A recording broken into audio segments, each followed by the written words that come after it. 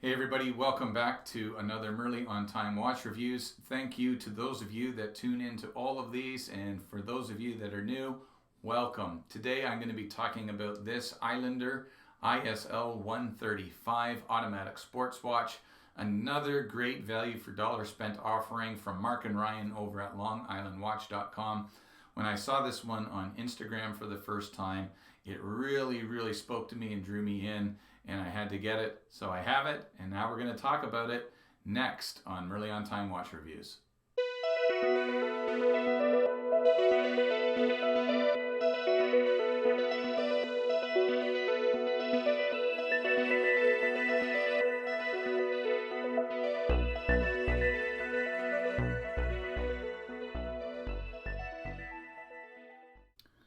So this is the watch, guys. This is the ISL 135. I have the white dial variant, but as you can see from the website longislandwatch.com, you can also get this watch with this nice green dial with yellow accent colors. Or if you want something different, there is this beautiful blue dial with orange accent colors, as you can see. Now the one that you saw with the blue and orange accents is currently out of stock, but if you add your email to the list, you can get notified when that watch will become available again. All of these watches are regularly priced at $199 USD, which I think is an absolute bargain. So let's begin with an up close and personal montage of this one, where I take some close-ups of the watch. Music by my friend Adrian of Somewhere in Time Watch Reviews. Enjoy.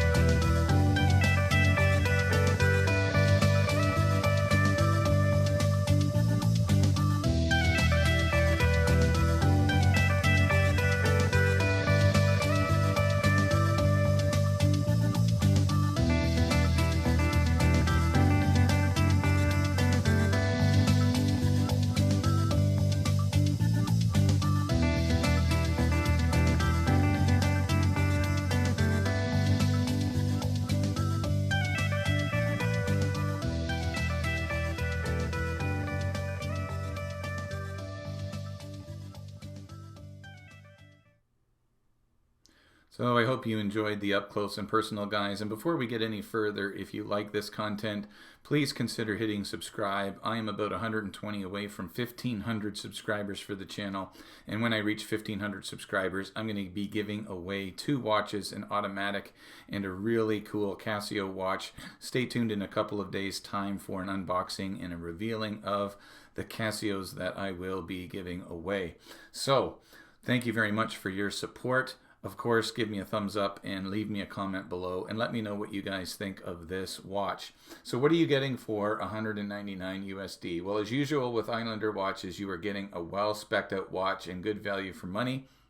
So here are the basic specifications. You're getting a very wearable 40 by 20, so you have a 40 millimeter case diameter and a 20 millimeter lug width. It is 43.6 millimeters when you factor in the crown from the 9 to the 3 o'clock at the end of the crown.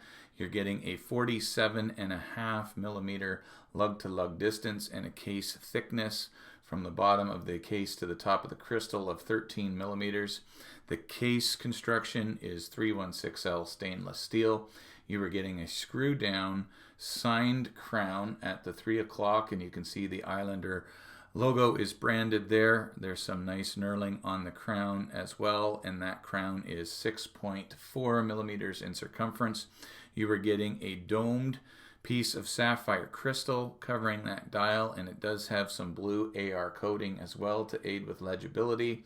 You get a screw down display case back. You get 100 meters of water resistance. You get a day and date complication, as you can see on the dial. And you get Super Luminova BGW9 on the hands and some of those indices as well. The movement inside of this watch, as you saw from the display case back, is an automatic Seiko NH36, which is self-winding, hand-winding, and hacking. It beats at 21,600 beats per hour with a sweeping motion of 6 ticks per second and has a 40-hour power reserve. Stated accuracy for this movement is anywhere between -20 and +40 seconds per day lost or gained. And the movement in this particular watch, as I have been tracking it with the watch tracker app with the atomic clock, is running at about -12 to -13 seconds slow per day, well within the stated tolerance. The watch came supplied on a rally style leather strap, and here it is. It is very fitting for the style of the watch, obviously, and it is incredibly comfortable straight out of the box and is actually quite thin. And you can see that here. It is genuine leather. It is quite thin. It's very pliable, very comfortable. As you can see on the pin and buckle, you get a nice polished buckle with the Islander branding on the buckle as well. Now, all of that said, this is a very nice band. Really, really nice.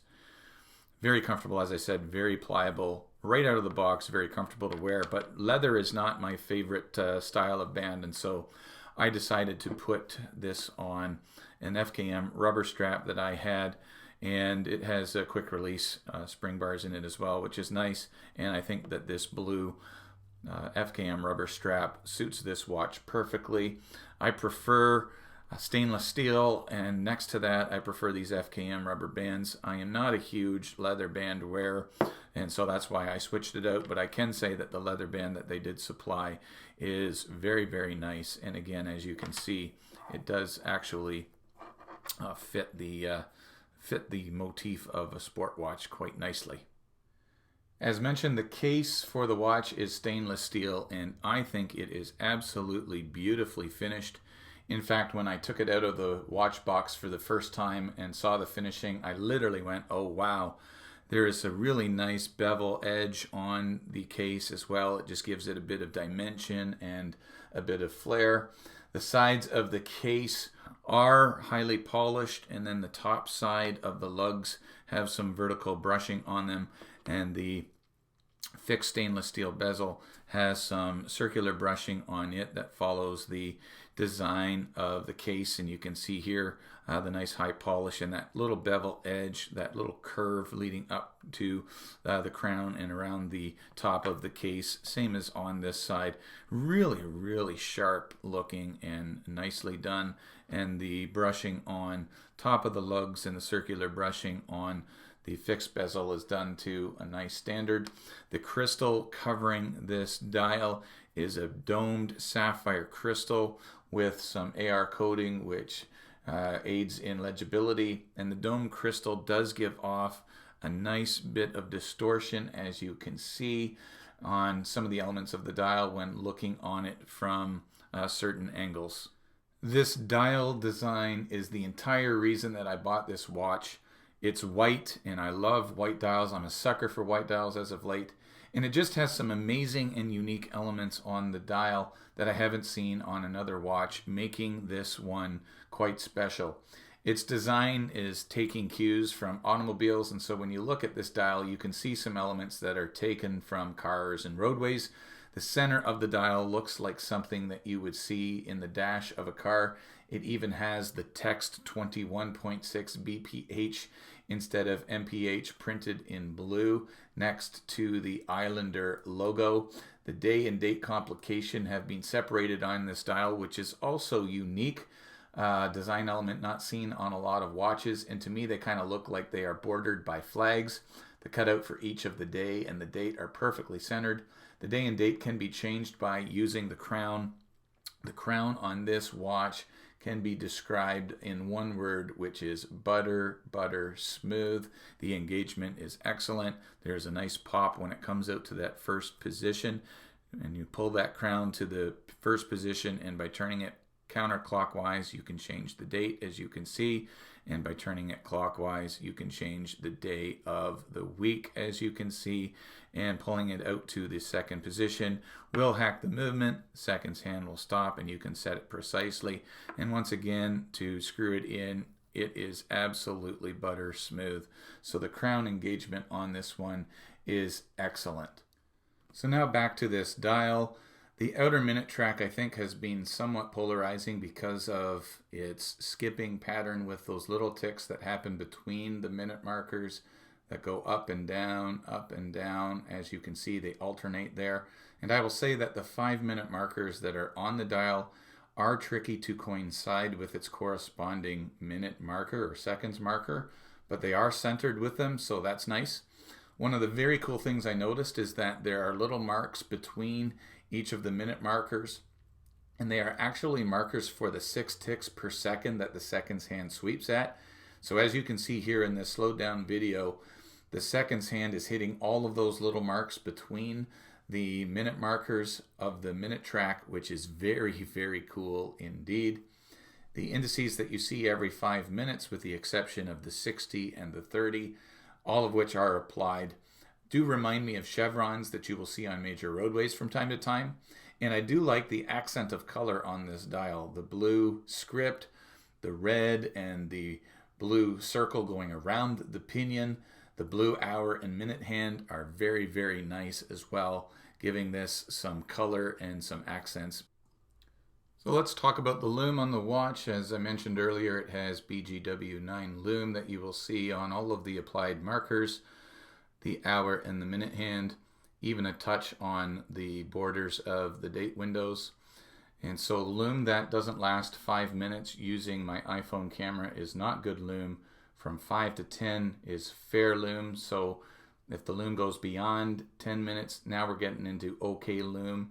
If the lume goes beyond 15 minutes, you're looking at good lume, and then beyond 20 minutes, you are looking at great lume. So let's just skip ahead on this video to the 5-minute marker, and you can see that everything is still lighting up, so it's going to beat the no good lume factor. Now when we go to 10 minutes, you can see that the indices, the applied indices, the 60 and the 30 have already disappeared, and so what we're looking at is fair lume on the indices.